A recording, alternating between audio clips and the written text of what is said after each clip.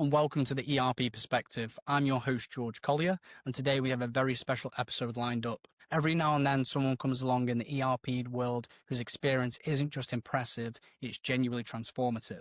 Someone who has sat inside the complexity of global programs, felt the pressure of multi-continent rollouts, navigated the politics, the people, the process misalignments, and still managed to make ERP feel not only deliverable, but meaningful. And that's exactly why today's guest is joining us, and I'm talking about Judith O'Callaghan.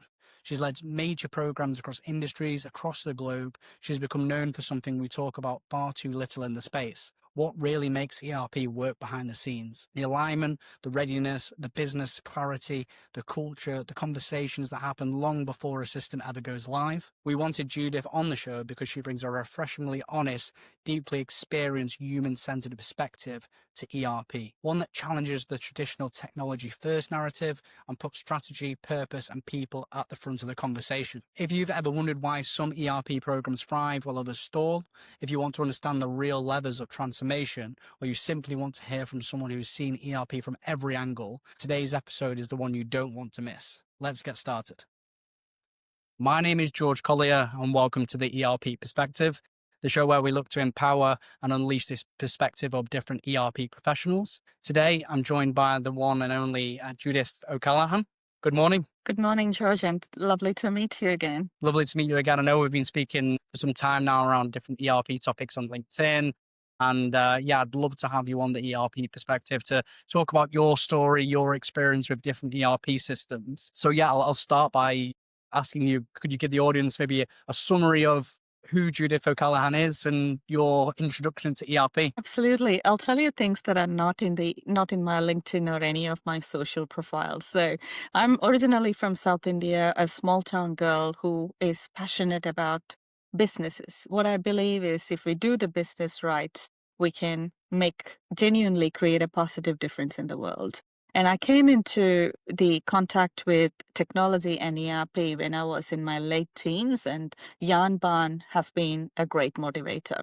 So that led to my passion in ERP and what technology can do to businesses. So ultimately, as we work together, we make the world a better place. And that is the essence that keeps me going for the last 20 years. I've been really blessed to be able to work with a lot of people around the world. I've lived in 3 continents and worked with people in more than 55 countries. So what a blessing. ERP is taking you across the continent. Absolutely. Fantastic. I mean, what was that journey like through them concepts? Where did you start, and where did ERP take you throughout your career?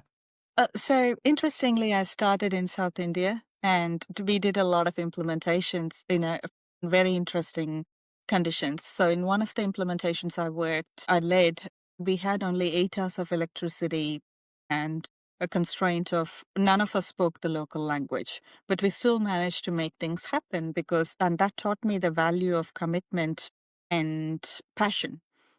Language could be a massive barrier which could have shut everything down, right? So as I look back at it now, there were so many odds that could have, put everything off the track and everything. But we took everything to make it successful. And those clients still remain as friends today. And we've got a very good network of core people who have worked in the team who continue to be friends. So it builds lives, it builds friendships, and most importantly, lasting relationships continue to yield and make a positive difference in the world. I've also lived in Western countries, which is, I call Australia home. Prior to that, I was living in the United States and I've worked in Europe. So interesting story of my life. And I genuinely believe we ERP professionals are global citizens, and we work with everyone and make things happen. Definitely. And I know you mentioned on a previous conversation we had about when you were growing up, you were reading the content from Yanban and really excited you, and you wanted to get involved in business. It started that spark to get involved into ERP. Absolutely. And Yanban still continues to be one of my mentors, and we chat quite often. What I really liked about Yanban at that time was he can see the vision. Technology was in its rudimentary state, and he is still, I would say, the creator of ERP, because all the pillars that he created still continues to be used in Barn, which is now in 4, and then SAP, as all of us know, Oracle and Dynamics that he created originally. Still continue to be used. And Jan has evolved. He created Vandenberg, and then now he's working on microservices and Rapid, because he can see the future and he is futuristic. Every time I speak to him, or whenever he texts me, it's like, what's Jan going to do? Like, yeah, he's much older than I am, and there is a lot of wisdom in what he does. He is dedicated in creating a better world, and it's like, and he can see the future. So when he talks about ERP or anything else, I can see the future that he can predict. With all respect to Jan, he has created many professionals like me. Yeah. Well, he's an amazing man. He's so intelligent. I've had a few conversations with him, and yeah, he brings so much insight and knowledge to me, and it's quite overwhelming for someone who's quite in the career like me. We're in sort of the ERP sector. Yeah, the amount of information he has and deliver it is just fantastic. But I know today the main topic we wanted to talk about was taking the time to do it right, and we see so many ERP projects challenges and struggles. I know we were discussing last week, when people take that time and, while slowing down in phase 0 makes everything go faster in the future. I know we had a few topics, but why do you think you wanted to talk about that topic in particular? Absolutely. Phase 0 is my passion. The reason is the phase 0, as people call it a medical term, I would call it a sailor's term. So coming from a traditional trading family, it's one of those rituals that has been embedded in the trading communities when we look at it. So they take the time to pause. They call it a period of conscious pause, which is in many ancient cultures. So you take the time wherein you look at elements that make a difference, and plan for what is ahead. So for example, right, so let's talk about those who have sailed. We all know the power of setting the sail right, because once you do it, the wind carries you, and the power of setting the compass right, because your direction is going to be right, and also the power of avoiding storms. So once you're able to read the weather and predict the weather, you know how to time your journey. So all this makes it a smoother sailing for everyone. And many times by doing it, you're doing it faster, cheaper, and better, and less disruptive. As we see businesses, over the last few years, what I've seen is my eyes have been opened to see the disruptions caused by technology. When I look at it, technology should be an enabler. If we don't play it right, it can become the most challenging disruptor. So we know stories, the horror stories of Target, Hershey's, and all that. We are not here to talk about any of that, but what we can do by doing phase 0 right is to make sure the journey is less disruptive, smoother, faster, and better. So sometimes you deliver outcome which is far better than what you've imagined. So that is what I believe is the power of phase 0. I mean, there's no value in dramatizing horror stories Oh, or no. sharing fear and all this. People want to find the solution and the knowledge and the education. Exactly. And talking about these horror stories isn't going to bring any value to the conversation. People want to know how to do it right. Yes, it's good to be aware of the problems that might arise, but there's no point in just talking around this, all projects fail or this high percentage fail. People want a solution and confidence in the project. Exactly right. It's like I spend a lot of time with my child, and she's the best thing on earth. So it's not about telling her the world is full of problems. The best thing we can do when we raise a child is to say, yes, the world is full of problems, and you also have these tools to avoid them or work around them. And that's empowering, and that's what we are doing by this exercise for organizations. So we are not denying that all these problems are there. We are acknowledging that they are there. And what we are going to do with this phase 0 is that, one, unearthing them, and two, empowering everybody to be with the information to be able to either face them or avoid them or eliminate them. So whatever helps for that organization. So we help identify that. I know you've got over 20 years of experience Yes. in ERP industry and exposure in different Mm. projects. Why do you think so many programs still rush into that implementation before they're actually ready to? So it's fun. It's interesting, right? So when we look at the fashion industry, when there is a fashion that comes in, everybody rushes in and buys something. That's great, but that also fades over time. So I think in our industry, fear has been a very big motivator for a long period of time. That has caused, in my opinion, that has caused a lot of transformations. Starting when they're not ready, or starting with the very limited amount of information, and also the fear of missing out. All those deadlines that every ERP vendor talks about, people say, you need to start it now, start it now. I'm like, start what? Like, yes, you can start, but you don't have a direction. You don't know who you're sailing with. You don't know, you do not know where you're going. So ultimately, I've seen companies go around in circles. In this case, going around circle means we are wasting a lot of time, creating a lot of fatigue and a lot of anxiety among people. And small problems become big problems over a period of time. I think, to answer your question, George, I believe a lot of transformations commenced before they are ready, or with limited amount of information, or with the right, not the right set of people. So combination of a few things has caused the way it is. Yeah, it can't just do one thing. I mean, Yeah. everyone's situation is so tailored and so Yeah. unique. You can't just put a blanket No. statement on everything. It could be the people, it could be the Mm. advice maybe that they've received, Yeah. at phase zero time. I mean, you've said before, obviously phase zero isn't a formality, it's the foundation. What does doing phase zero right actually look like? Mhm. So phase zero, we can look at it from a very interesting perspective, right? So most SIs, when you talk about it, we independent advisors are different, but when we talk about most SIs, they say they all do phase zero. So it's it's kind of become like a checkbox. So I'm currently working with a few clients, and both of them genuinely believe they did phase zero. But what I now have realized was that a lot of SIs believe they do phase zero. What they mean is by running a readiness report or doing a bunch of checklist items which are purely check focused. So I'm not saying that is wrong, but there are other elements to the transformation that needs to be covered. For an organization to work, the first and foremost thing is your team ready and aligned.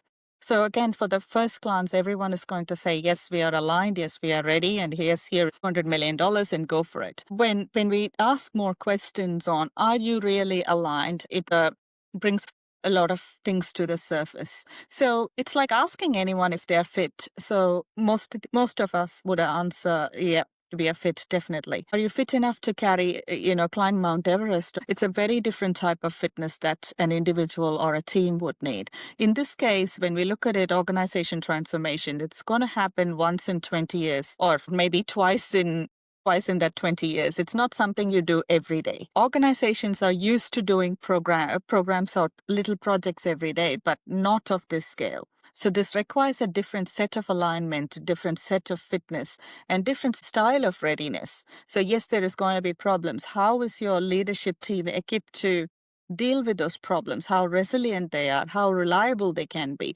Because everyone breaks at some point. So it's a question of when you're going to break. So that's the thing we need to navigate. And how do we develop that fitness? Reliability and resilience, and most importantly, recovery, is an important concept that needs to be taught to organizations, leaders, and everyone else who's going to be involved in it.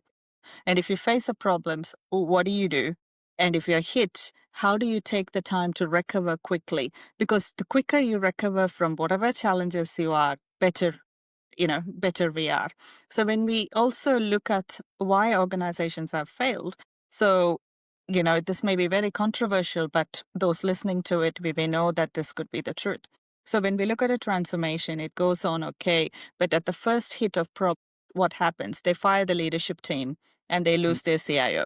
So most CIOs who have started the journey are not the ones who finish it. So yes, there is a people who are really scared as CIOs or as leaders even to sign off a transformation because they're signing their lifeblood and they're thinking about, hey, should I start looking for a job or should I start looking for what is it? So there is a lot of angst because of what we have created as an industry.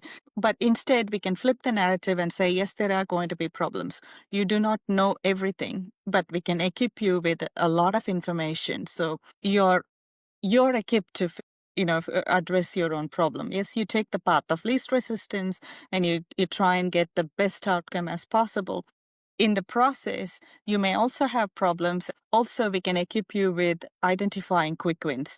There will be a lot of quick wins that you can identify during the journey. But if you're not open for that, or like if your brain is in the flight, or freeze mode, you're going to look past all that and go rush into something else. So it is about being totally aware, equipping everyone, and making sure people are aligned and with the right information to be able to start. And the other challenge that I have seen is organizations start transformation when they know something else is the priority. For example, when transformations need to happen, this should be the priority of the organization, not anything else.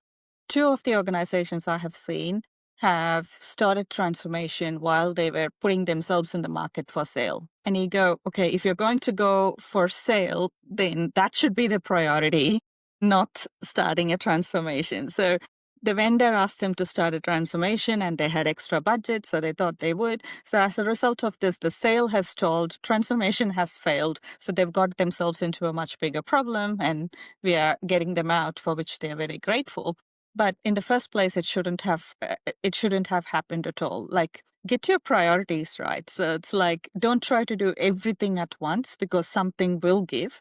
And most likely it is your transformation, because transformation itself is a journey into the unknown. So the more unknowns you keep adding into that unknown increases the chance of that not going well. Yeah, 100%. I mean, you've described that so well in terms of businesses need to have that contingency plan, for the unexpected, but also have that calmness and that not that jerk reaction just to fire someone because something bad's happened. We need to understand why it's happened.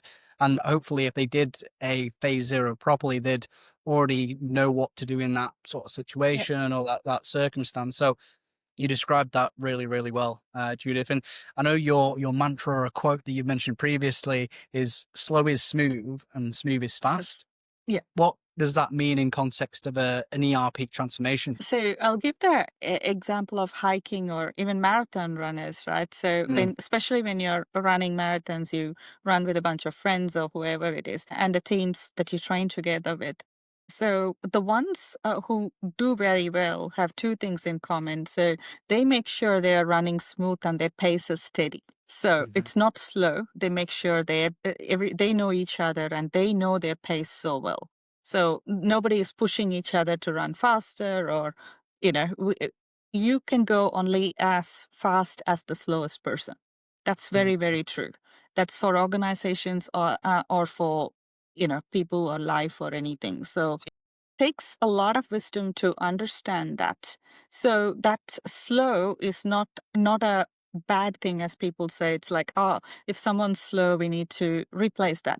No, that slow could be for very different reasons. They see things that you're not able to see. Sometimes, the saying of he who laughs last laughs well.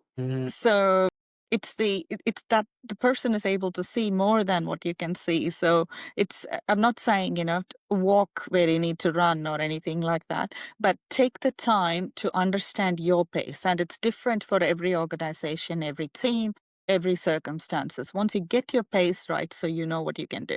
And the other thing is the resilience and the reliability in every organization is different. For example, we work with the supply chain organizations, which is extremely fragile in the way they work. So that means they cannot afford certain things to break, because if those certain things break, life doesn't go well. So what we request organizations to do when we do things is, in addition to all the tech stuff that you need to do, like custom code, data, integrations, architecture, future stuff, and everything, we request a value chain analysis.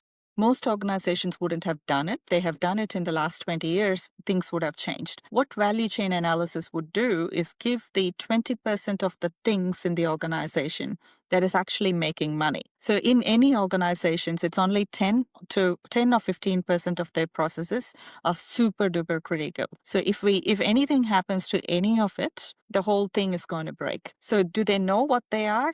And it could be anything, right? So it's like, and that 10 to 15 would be their unique value proposition as well. Most organization wouldn't have a clue on what we are talking about, like when we start talking about it. But once we unearth it and find it, make that process, like protect that process with whatever you do, because those are the processes that carry the essence of who you are and have your value to your customers. And the that essentially those are the ones that is actually making you money.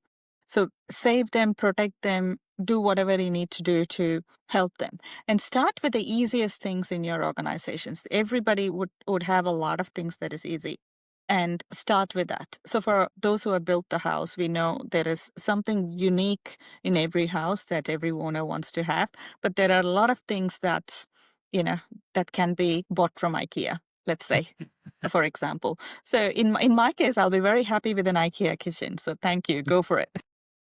When it comes to certain elements of my life, like, for example, my office, I want it to be custom and unique and everything because I spend a lot of time here and my requirements are, kind of unique. And same with every organization. Protect what is unique and see where you can save money, because end of the day, you will have a lot of opportunities where you can streamline, you can reduce and, recycle, whatever it is to save money. To give an example, we've been working with an organization which is so unique. They've been carrying data since 1968. When you look at, yes. So what we told them was during the discovery, during the phase 0, what we told them was, hey guys, so there is an opportunity here. Just by archiving some of those and deleting some of those successfully, we can actually save you more than 5 million. And this was a eye-opening thing for that specific organization, because they've never considered the idea of deleting any record, because it's not an organization used for it. And we told them why deleting in this case is a better solution, because whatever loss it is for that specific data type, if you carry it more than 2 years, you're making yourself vulnerable. So in case that specific data set gets hacked, you're liable for many different things. So it's better not to carry that data. So there was a solution that was arrived, which is fantastic. And more importantly, you're saving on the future cloud spend and everything else. You can put some tech talk on it. But essentially, this, in my opinion, is a big win. One, it helps the organization open up their eyes to say, hey, this is something we can do. And in future, if they want to, they can have some business rules to say what type of data they want to carry, they retain, and not everything we store is of value. So this is about helping identifying them. And what it also means is a whole bunch of customizations can come off, like, drop that off, not a problem at all. It's not going to hurt any of what you do. Great. So all this translates into money that you can save and use it for a rainy day fund, or if you want to invest that in the transformation, invest it in actually places that make you money. Yeah. So those are the simple things that have come up. Yeah, I mean, it's fantastic. I mean, as you mentioned, just to go back to the unique part of a business, I mean, normally that unique part is why they're successful. Yes. It's the market that's very good at that particular skill or service, and that unique factor is why the business is so successful. So don't change something that's already working, just invest into what is working for the business and allow the ERP system to fix that unique feature. So I 100% agree with you. And I know you've talked previously about the free tests to prove an organization is ready to start that ERP journey. What are the processes and what are the tests that you would take the business through? So it's a more philosophical aspect, right? So they are the 3 litmus tests for us.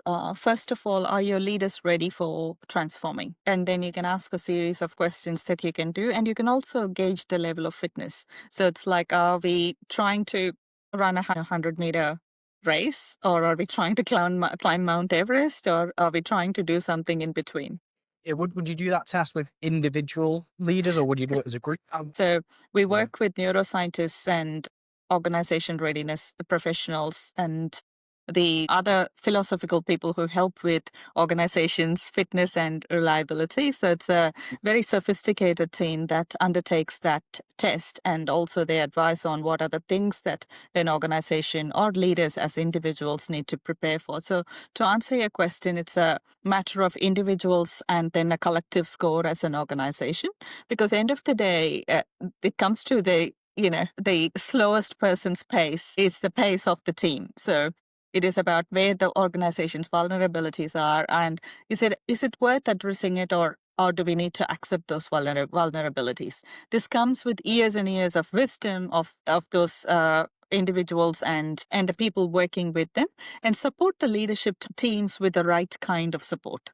Because a lot of leaders, when we talk about things like, do you have a leadership coach who can support you through this journey, or do you have an organization coach who is coaching you as a team or as a group or anything? The answers normally is no, because organization coaches have been reduced or limited these days to assurance people who come once a month and tick a box, or do individual check-ins with absolutely no way. So it's like going to a GP and getting a few blood tests. Yeah, that's fine, but it's not going to give you everything you need to prepare you for the next level. So you need the right level of people to help you with that. Because it's the same as if you're preparing to run for Olympics, right? So think about those type of people. They surround themselves with people who have their interests. They'll have the right doctors to work with. They'll have the right, what do you call, physiologists to work with, and they'll have the right team to work with. And same with every organization and their leadership. They would need the right level of support. So in some cases, I've advised organization to have the team psychologist to be able to work with everyone. So these are the ones that a traditional group wouldn't even look at, like an SI or something.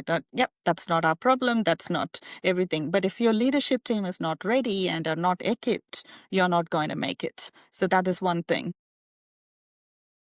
The people that I know in phase zero, and yourself included, there's a lot of psychology. There's a lot of Yep, there is a psychology lot of neuroscience. Yeah, neuroscience, and then knowing sort of where people are at and how they operate, how they work, how you can motivate, how you can empower them, because we all know the projects that work the best, the people feel empowered and they're confident, they're positive in what they're doing. So the first aspect you'd say is understanding that psychology and that neurodiverse structure of the team that's going to be taking this implementation. Absolutely. Forward. Yep. And also hard facts like what can you not afford to fail, and how are you reinforcing them?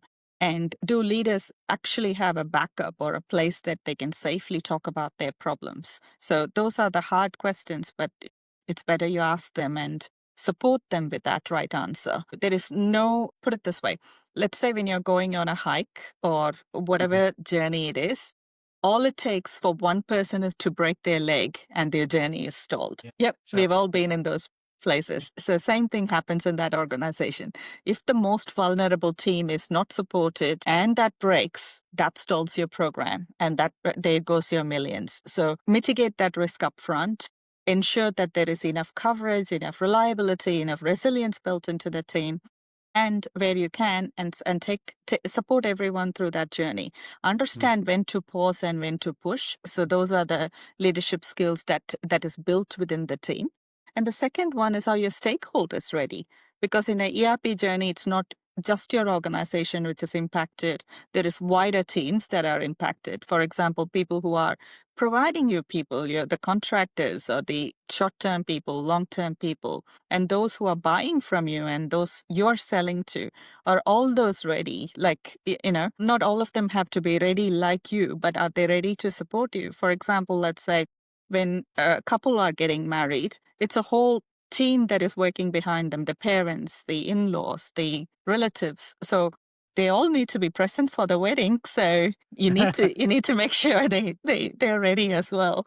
Sometimes when a project is in trouble, it's a lot harder to find the talent as well. Yes. Because when you're speaking to a candidate or you're speaking to someone to come in and save this project, quite a lot of people think, unfortunately, I don't want a failed project on my portfolio, or it's a lot harder to come in. So it's not even just the chaos that could arise. It's also trying to then fill them gaps for people that maybe have left, or it's so hard to have someone say, look, I've got this burning house, will you come inside and help me fix it? Yeah, It's like, exactly. It's a very different conversation, right? So I've seen a lot of, I've seen a few clients who have burnt themselves so much that good people refuse to work with them.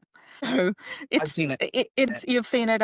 We Yeah, all have seen it. So it's a realistic thing. End of the day, nobody wants to be associated with something that's perceived to fail or perceived to, yeah, not go well or is failing. So it becomes a very different exercise. So make sure the stakeholders are ready and prepped and everything else. It's not about sending a bunch of procurement documents to say, hey, we are going and here is the tender. And it's like, that's serving no one anything. Take the time to evaluate who you're going to work with and prep them as well. Give the time to prepare as well. So it's mhm, like inviting someone for a wedding. Hey, my wedding is the next weekend. Yes, they are going to come with whatever clothes they have in their wardrobe. But if you give them time, they're going to, you know, take the time to prepare, do some nice shopping and get their hair done or whatever it is. So they'll come prepared as well. So yeah, taking the it's time the to do it same right. thing. Exactly. Take the time to do it right. And the third thing, environments. So I know I used to be a wedding organizer. So normally when people say, oh, I'm going to get married at this point, it's like, hey, have you thought about the monsoons or have you thought about the snowstorms that is going to happen? And it's like, okay, don't get married outside when it's likely to rain. So it's the same kind of thing, right? So the environment must be ready. So in the sense, if your organization is going through a sale or an acquisition or anything else that you're aware of, try avoiding those times during the transformation journey. Or plan your transformation journey different. So when you know it's going to rain, what do? Find an indoor place to get married, right? So Yeah. it's the same thing. There are ways you can manage your transformation. Very There's, simple. The there's, more you know, the better. Yeah. well, I would say there's so many analogies. It's like Yeah. if a plane, there's turbulence, you wouldn't change a pilot. There's turbulence if you're looking to sell a business. You're not going to add another task. Exactly. There's so many analogies you could think of. But Absolutely right. So one of the things I tell my clients is like, oh, the leadership team is useless and we're having a lot of turbulence. The worst thing you can do now is change your leadership team. yeah, It's like changing the the pilot. pilot crew during a Yeah, turbulence. Yes. I've just thought of that now. It's so true. Why would you change, Hmm, something that's so critical when there's so many other moving parts? But exactly. yeah, that's why they need a Very good true. advisor like Yeah. yourself. So that is why the experience and the expertise comes in handy, like when to hold still, when to let go, and when to do nothing. Sometimes do nothing can be a great advantage. So it's all about playing the cards right to get to the right outcome. And I mean, not to go on a negative note, but when Yeah. companies sort of skip that groundwork, maybe they skip through Yes. things. I mean, everybody knows what Oh, yeah. price do they pay, and later what can that evolve into? How does it show up in people, but also the performance of the business? Yes. So we both know of a few, and audience listening to it would know of a few organizations and individuals who have been victims of that. So in addition to the transformation failing, there are other things that could happen, right? So one of the clients is actually wondering if they will be in the business or not. Because yeah, so this is a very interesting thing. We are talking about lives and lives of people and individuals and this is a classic case of they rush into a transformation before they are ready and they're big, they were not you know so it requires a different team. To giving an old school analogy, if you're riding a horse, the rider needs to be very different to riding a team of or riding a parade of elephants need time, the space, yes, they walk slow, but when the elephants start moving, there is no way to stop it. With a horse, that you can actually pivot and change and everything. So it's like when you're big, take more time. Take Mm, the time you need and see if you can do it in small chunks if needed so you can mitigate risks and contain the risks quicker and everything. So don't try do everything at once. This organization I'm talking about is a classic case of, let's try and do everything at once and be over and done with because we change all the time. I'm like, this is a massive change and you don't want to change all the time. No. So yeah, that is one. And the second thing is we talked about burning the stakeholders and the relationships. So once those relationships are gone, your business is dying a slow death. So make sure those relationships are saved, protected. because you are your community. As individuals, let's say a group decides to fight with everyone. Naturally, that group is going to get, sidelined or whatever it is. As organizations, it's the same thing. Everyone's trying to help you, serve you, and everything. Stakeholders are doing their best. But if you continue doing whatever mistakes it is and rushing into things, then eventually that type of help will fade. So you'll be on your own. So as a result, we all know about the companies who individuals as consultants or as organizations refuse to work for. So I was in massive SAP conference a couple of days back, and everybody talked about certain organizations where people say we refuse to be involved if they are involved. And you go, okay, news spreads fast. So especially in the transformation space, we need to be really careful of that. We are our community, so look after it. And the third one is the environment again. So if you're starting something when the environment is not ready, as you know, the impact can be huge. So if you decide to take off during a snowstorm, yes, you're going to look for the next runway to land, because at one point your plane is going to shake. So those are the serious stuff. Some is within the hands of whoever it is who are working for, and some is, ultimately there is a divine factor that plays that we all know. So trust the divine factor, trust your intuition, do what you need to do. So cover your bases. And in people that are getting to that stage of looking into phase zero and how they're going to approach it, I know some people can feel that it's going to be slow, uncomfortable, and there's going to be a lot of questions asked. You mentioned before the quick wins. People might not see them, and they might think, "Oh, there's no quick wins in that sort of process." How do you keep teams motivated and confident during that phase zero period? So there is different types of techniques and different types of methods we can use. Phase zero, in my opinion, those phase zero that have been successful are you keep it low profile. You work with those you need to work with, and it doesn't have to be an organization-wide exercise. But the reason I say that is some of them just announce that they're starting a transformation way too early. That gets people excited way too early. So I'm working with the resetting an organization. Like, this organization will start their transformation in 3 or 4 years, like when they are ready, but they've announced to everyone that they are starting a transformation. So they're having questions like, when are we going to do this? When are we going to do that? So you don't know the answers for all this. So my suggestion is keep the phase zero subtle to those who need to know, because it starts with the leadership team, get them equipped, get them whatever. But sometimes it could take 12 weeks, sometimes 24 weeks, and sometimes 24 months. Who knows? Because it depends on the size and scale and what you're trying to achieve and whole bunch of things. Till you finish the phase zero with the select group of people, keep everything low profile and keep it going. So those who need to know. So, don't be, oh, we are starting this and everything is going to go great. Like, well, yeah, it may go great. That's fine if it's simple. But when you're looking at a complex scenario, there are more questions than answers. Phase zero is about unearthing those questions than getting answers. So the more questions you have, the more prepared you are. Yes, there will be lots and lots of quick wins that you can discover during the process, like the client that I talked about who discovered a bunch of data that they don't need to carry. So that style of things is going to happen all the time, but those are quick wins. Take it, embrace it, and celebrate it. That is great. But that is not why you're doing a phase zero. Phase zero is about your future, your investment in your future. So this is, you're going to do it once as an organization, and you're going to set it up for success. If you're doing it right, perhaps this is the one that you're going to do it once in 20 years or 25 years to set the organization up for success for whoever is going to come in.